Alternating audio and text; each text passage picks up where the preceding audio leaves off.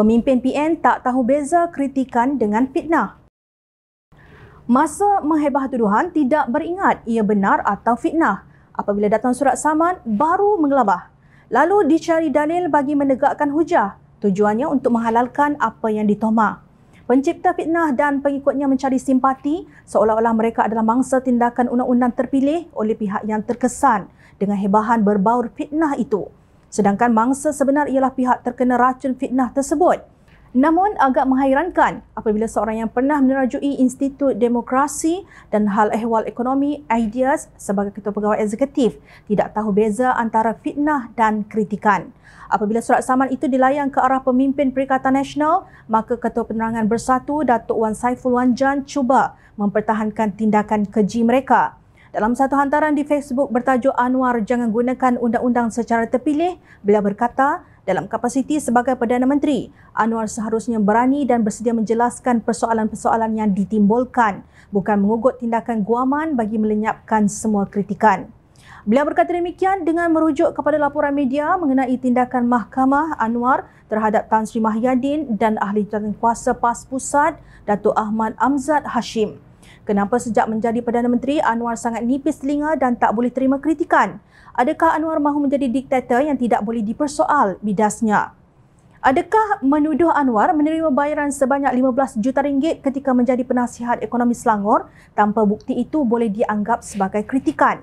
Sedangkan kritikan pun harus disertai dengan bukti, bukan terus menghebahkannya sebagai tuduhan. Beliau juga mencabar Anwar untuk mengambil tindakan terhadap pihak lain yang juga mengeluarkan cerita-cerita karut lain tanpa bukti yang bertujuan untuk memburukkan dirinya sebagai Perdana Menteri Malaysia. Dengan berbuat demikian, barulah Anwar boleh dilihat serius mempertahankan nama baiknya dalam institusi Perdana Menteri dan bukan berterusan mempergunakan sistem perundangan secara selektif untuk bermain politik atau mengugut pengkritik, tegas Wan Saiful. Ahmad Amzad yang juga Ahli Parlimen Kuala Terengganu disaman kerana mengeluarkan kenyataan berbaur fitnah bahawa Anwar berbohong menerima gaji RM1 ketika menjadi penasihat ekonomi Selangor. Selain Mahyadin dan Ahmad Amzad, Anwar memfailkan saman atas kapasiti peribadi terhadap Pesuruhjaya PAS Perak Razman Zakaria kerana menuduh beliau ada agenda LGBT serta akan membenarkan perkahwinan sejenis. Saman fitnah juga difailkan terhadap Pengarah Pilihan Raya Umum Kedah, Datuk Seri Muhammad Sanusi Maknur berhubung ucapan pilihan raya dalam kempen ceramah Menteri Besar Kedah itu pada 13 November lalu yang didakwa berunsur fitnah. Menteri Besar Kedah itu didakwa memfitnah semasa kempen jelajah Perikatan Nasional Best Tambun sebagai penyokong calon Perikatan Nasional Timbalan Presiden Bersatu, Datuk Seri Ahmad Faizal Azumo.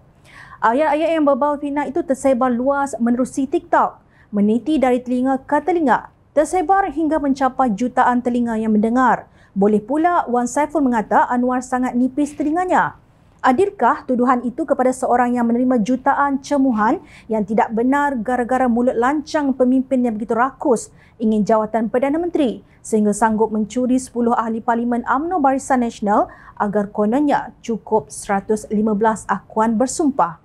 Mujur yang di-Pertuan Agong Al-Sultan Abdullah Riayatuddin Al-Mustafa Billah Shah yang bijaksana sedar tentang kewujudan Akta Lompat Parti yang tidak membenarkan ahli parlimen bertindak secara individu melanggar arahan parti.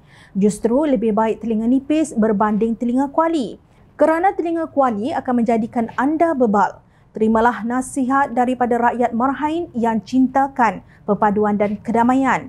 Sebagai ahli gabungan parti yang berpaksikan slogan bersih dan stabil, maka hati kalian pun kena bersih baru otak dapat berjalan dengan sempurna. Jangan lupa Islam melarang membuat tuduhan buruk dalam kalangan orang Islam. Menerusi firman Allah Subhanahu Wa Taala dalam surah An-Nur ayat 19 yang terjemahannya berbunyi begini. Sesungguhnya orang-orang yang suka menghebahkan tuduhan-tuduhan yang buruk dalam kalangan orang-orang yang beriman, mereka akan beroleh azab seksa yang tidak terperi sakitnya di dunia dan akhirat. Dan Allah mengetahui segala perkara sedang kamu tidak mengetahui. Wallahu a'lam.